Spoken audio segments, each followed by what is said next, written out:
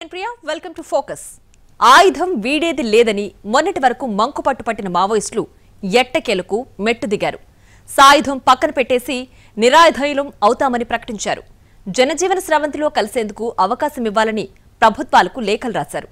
భూస్వాములపై తిరుగుబాటుతో ఎరుపెక్కిన Maoist ఉద్యమం ఇక చరిత్రేనా? మరి 5 దశాబ్దాలకు పైగా సాగిన పోరులో ఏం సాధించారు? రెండు వైపులా భీకర నష్టానికి బాధ్యులెవరు? ఎన్కౌంటర్లు, సరెండర్లు, వెంటాడే బలగాలు, నిలువ నీడలేని అడవులు. ఇక ఉద్యమాన్ని ముందుకు నడిపించలేమన్న ఆలోచనకు మావోయిస్టులొచ్చారా? ఆపరేషన్ కగార్ డేట్ కంటే ముందే తామే ఒక డేట్ ఫిక్స్ చేసుకోవాల్సిన పరిస్థితి ఏర్పడిందా? ఎక్కడ మొదలైంది? ఎలా ముగుస్తోంది మావోయిస్టుల ఉద్యమం? మధ్యలో మలుపులేం చెబుతున్నాయి? మరకలు ఏమంటున్నాయి? తరుముతున్న ఆపరేషన్ కగార్, వేటాడుతున్న బలగాలు, చీమ ధోరణి చిట్టడవిలో వెంటాడుతున్న డ్రోన్లు, నింగు నుంచి హెలికాప్టర్ దాడులు, ఒకవైపు అగ్రనాయకుల ఎన్కౌంటర్లు, మరోవైపు సరెండర్లు చుట్టుముట్టి కట్టు కదలకుండా చేసి చివరికి హ్యాండ్సప్ అంటే తప్ప ప్రాణాలు నిలుపుకోలేని స్థితే. బుల్లెట్ వదిలి బ్యాలెట్ వైపు మొగ్గు చూపకుండా ఉండలేని సందర్భం వెరసి మిగిలిన మావోయిస్టులంతా లొంగిపోక తప్పని నిస్సహాయ పరిస్థితే. ఇక మావోయిస్టు పార్టీ కాలగర్భంలోకి కలిసిపోనుందే. భూస్వాముల ఆగడాలు, అకృత్యాలపై రగిలిపోయి రగల్ జెండాతో ఎగరేసిన మావోయిస్టు పార్టీ ఇక చరిత్రలోకి కలిసిపోనుంది. మిగిలిన వారంతా ఆయుధాల్ని పక్కన పెట్టి ఇక లొంగిపోయేందుకు సిద్ధంగా ఉన్నామని ప్రకటించారు మావోయిస్టులు. మొన్నటి వరకు ఆయుధాలను వదిలేదలేదని భీష్మించిన మావోయిస్టులు మెట్టు దిగారు. ఆయుధం వదిలి నిరాయుధులు కావడానికి సిద్ధమని ప్రకటించారు. ఆయుధ విరమణపై ఏకంగా డేట్ కూడా ఫిక్స్ చేశారు. జనవరి 1న ఆయుధాలు వదిలి లొంగిపోతామని లేఖ విడుదల చేశారు. ఎంఎంసీ జాన్ ప్రతినిధి అనంత్ పేరుతో ఈ లెటర్ రిలీజ్ అయింది. ఒక్కొక్కరుగా లొంగిపోయే బదులు అంతా కలిసి ఆయుధాలు వీడుతామని లేఖ రాశారు.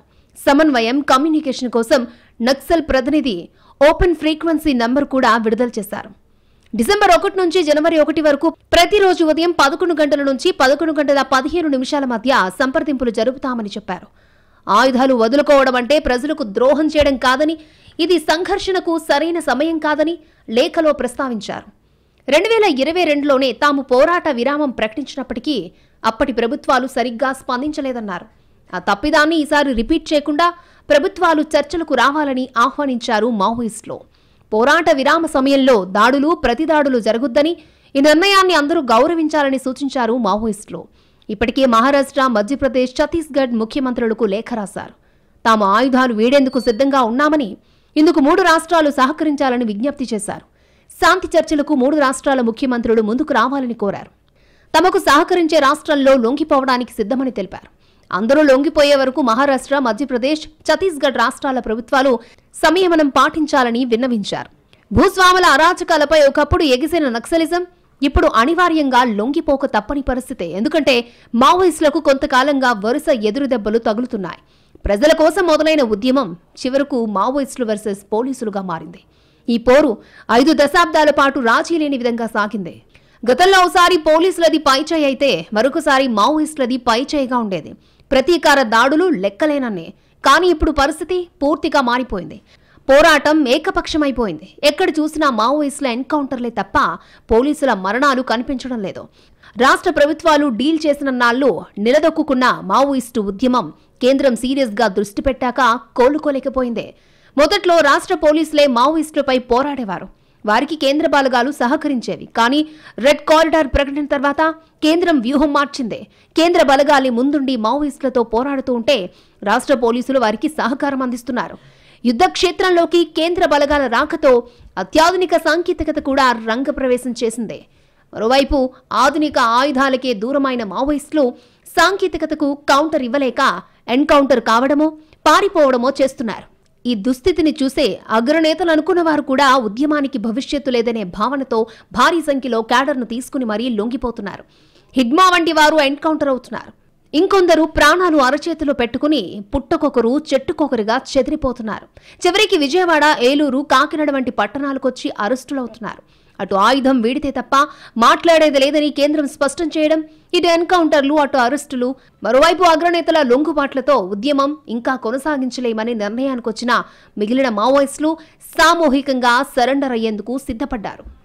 దండకారణ్యాన్ని ఆవాసంగా చేసుకున్న మావోయిస్టులకు యూపీఏ హయాంలోనే ఆపరేషన్ గ్రీన్ హంట్తో అలజడి మొదలైంది. మావోయిస్టులతో దేశ అంతర్గత భద్రతకు ముప్పు ఏర్పడిందని నాటి ప్రధాని మన్మోహన్ సింగ్ అన్నారు. అయితే అంత దూకుడుగా ఆపరేషన్ గ్రీన్ హంట్ చేయలేకపోయింది మన్మోహన్ సర్కార్. మోడీ ఎంటర్ అయ్యాక పరిస్థితి మారిపోయింది. ఎన్డీఏ హయాంలో మొదట ఆపరేషన్ ప్రహర్తో దండకారణ్యంలో బలగాలు వాలిపోయాయి. అయినా మావోయిస్టుల నుంచి ప్రతిఘటన తీవ్రంగా ఉంది. ఎప్పుడైతే మావోయిస్టులు రెడ్ కారిడార్ ప్రకటించారో అప్పుడు కేంద్రం సీరియస్గా స్పందించింది. ఆపరేషన్ కగార్ అత్యాధునిక సాంకేతికతతో వెంటాడింది. ఈ ఏడాది మే నుంచే మావోయిస్టులకు వరుసగా బలమైన ఎదురుదెబ్బలు తగులుతూ వచ్చాయి.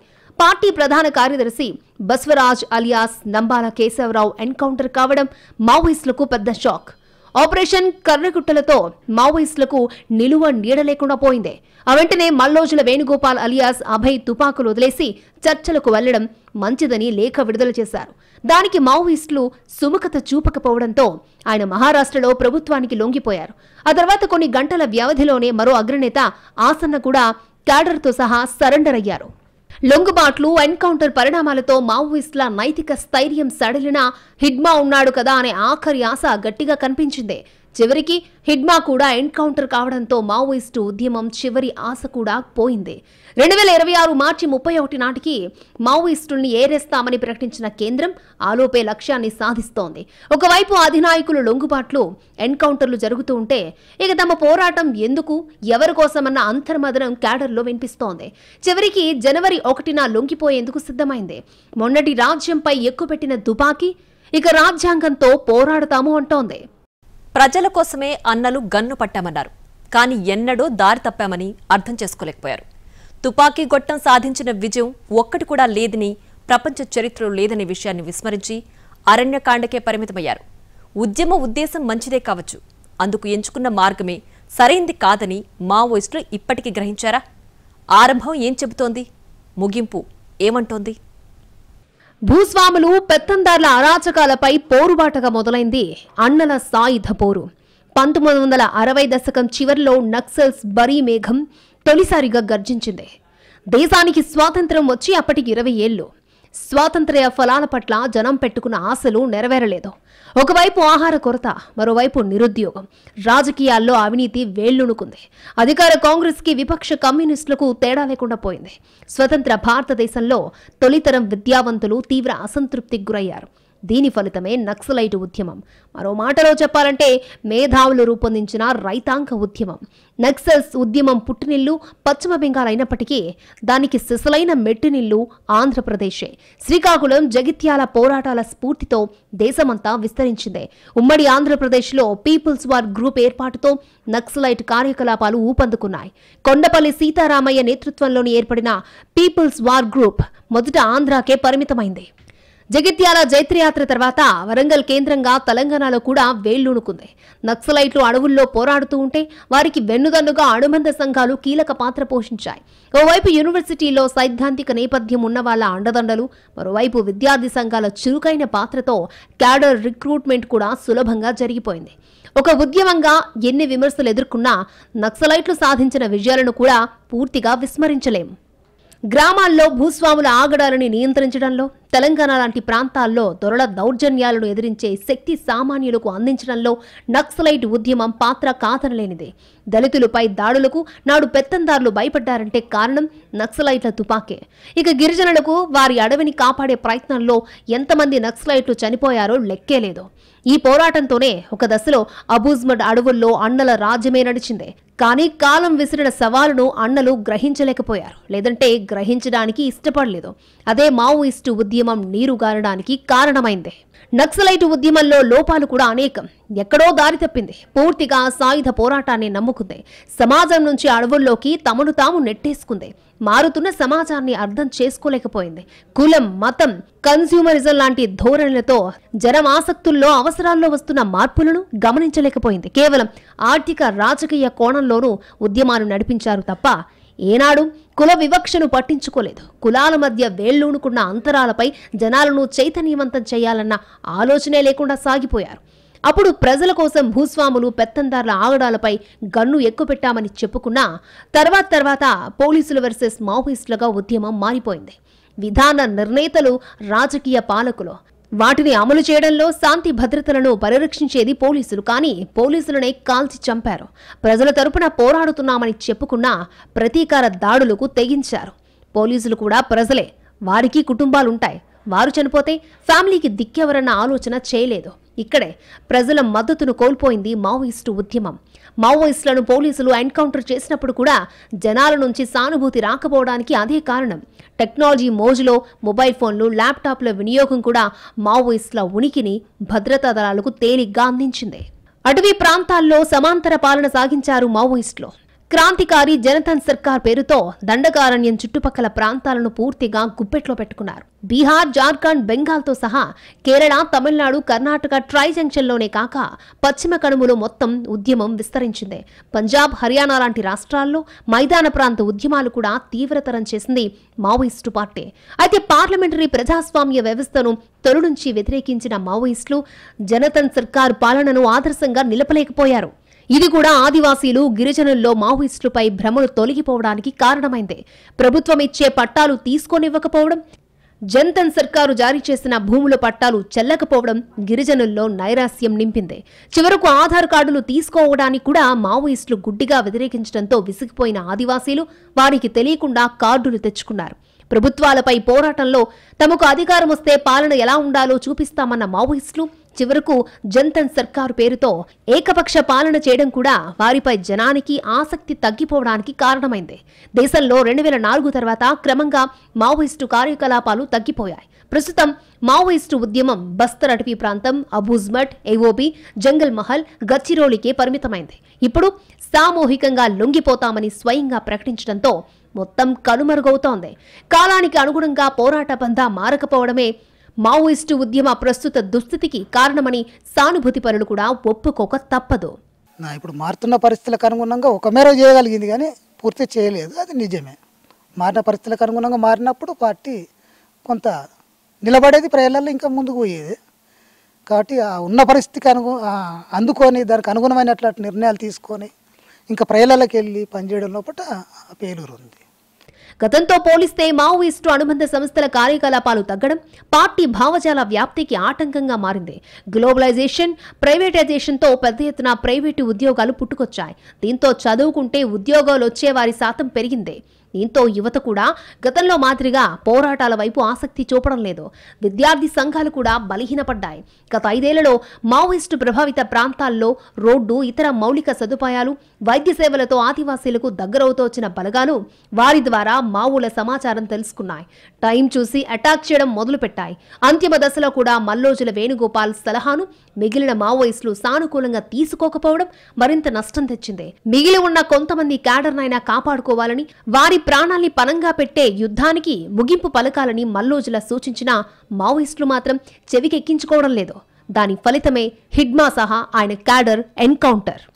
ఫస్ట్ అయితేనేమో కొంత ఉత్తరం రావడంతో, లెటర్ రావడంతో చర్చ కూడా జరిగింది.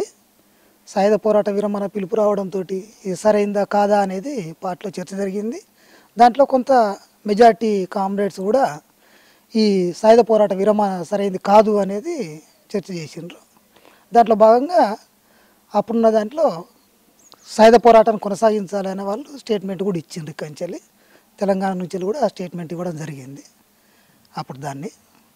కాబట్టి అక్కడ ఉన్నట్లు పరిస్థితుల లోపల ఇప్పుడు వేణుగోపాల్ అక్కడున్న పరిస్థితుల లోపల ఆయన నిర్ణయం తీసుకున్నాడు కాబట్టి వెళ్ళిపోవడం అనేది జరిగింది.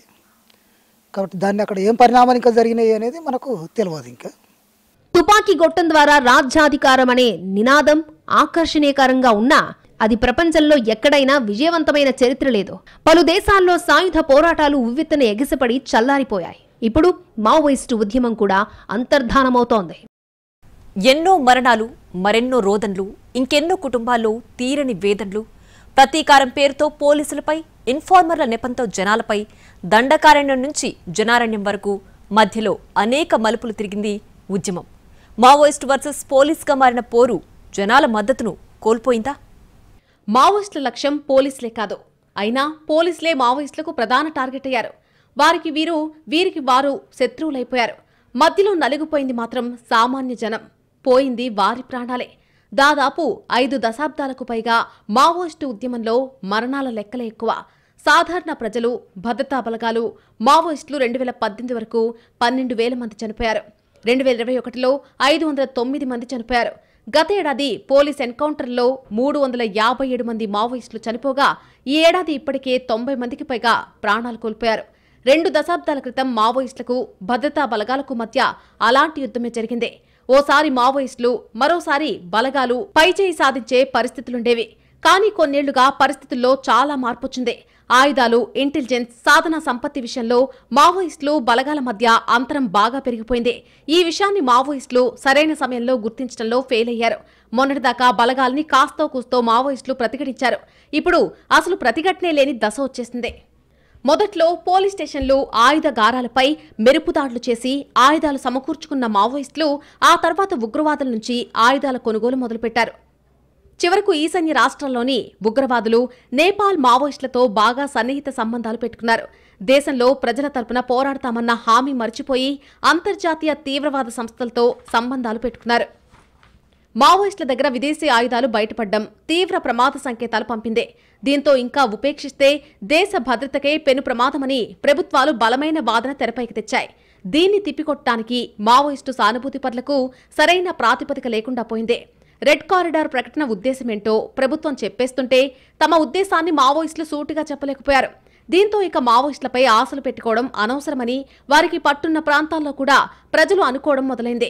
ఇదే సమయంలో ఇన్ఫార్మర్ల పేరుతో గిరిజనుల్ని, ఆదివాసీల్ని హత్యలు చేయడం కూడా మావోయిస్టులపై వ్యతిరేకతకు దారితీసింది. బలగాలు తమను వేటాడుతుంటే ప్రతిగా అమాయక ప్రజల్ని ఇన్ఫార్మర్ల నెపంతో హత్య చేయడమేంటనే ప్రశ్నలకు సమాధానం రాలేదు. తమకు సాధ్యమైనంతలో కొన్ని సమస్యల్ని పరిష్కరించిన మావోయిస్టులు క్రమంగా దారి తప్పారు. మావోయిస్టు అగ్రనేతల్లో నెలకొన్న సైద్ధాంతిక విభేదాలతో మావోయిస్టు పార్టీ క్యాడర్ సతమతమైందే. ఆయుధాలు వీడి జనంతో కలిసి పోరుబాటు పట్టాలని కొందరు, ఆయుధాలు వీడేది లేదు, సాయుధ పోరాటమే తమ ఊపిరి అని మరికొందరు మావోయిస్టులు బహిరంగంగా లేఖలు రిలీజ్ చేశారు. దీంతో ఈ పరిస్థితులను పోలీసులు తమకు అనుకూలంగా మలుచుకుంటున్నారు. నేనైతే దాన్ని అంగీకరిస్తలేను. ఎందుకంటే ఆధిపత్య పోరు అనేది పార్టీలో ఉండవలసినట్లు అవసరం కూడా లేదు. కాబట్టి అట్లాంటి సమస్య కూడా లేదు. ఎందుకంటే మనం పోయింది ప్రజల కోసం పనిచేద్దామని పోయినాం. అనుకున్నప్పుడు ఒకరి మీద ఒకరికి మనకు ఆధిపత్యం ఎందుకు? ఆధిపత్యం చేయవలసినట్లు అవసరం కూడా లేదు. అట్లాంటిది నాకు ఎదురుగాలే. ఎప్పుడు అట్లాంటిది నేను చూడలేదు కూడా. మొత్తానికి భూస్వాములు, పెత్తందార్ల అరాచకాలు, అవినీతిపై రైతాంగ తిరుగుబాటుగా మొదలైన మావోయిస్టుల ఉద్యమం చివరికి చరిత్రలో కలిసిపోనుందే. జనవరిలో మూకుమ్మడిగా లొంగిపోతామని ప్రభుత్వాలకు లేఖలు రాసింది మావోయిస్టు పార్టీ. ఈ పరిణామం ఆహ్వానించదగ్గదే. బుల్లెట్తో రాజ్యాధికారం సాధ్యం కాదు, బ్యాలెట్తోనే సాధ్యం. ప్రపంచ చరిత్ర కూడా అదే చెబుతోంది. అటూ ఇటూ పూడ్చుకోలేనంత నష్టం జరిగిన తర్వాతైనా మావోయిస్టులు గ్రహించడం మంచిదే. రాజ్యంపై పోరు రాజ్యాంగంతోనే సాధ్యమని ఆలస్యంగానైనా తెలుసుకున్నారు. కొన్ని ప్రాణాలనైనా నిలిపారు, నిలుపుకున్నారు. ప్రభుత్వాలు కూడా వారి ప్రకటనను ఆహ్వానించాలి. జనజీవన స్రవంతిలో అవకాశాలు కల్పించాలి.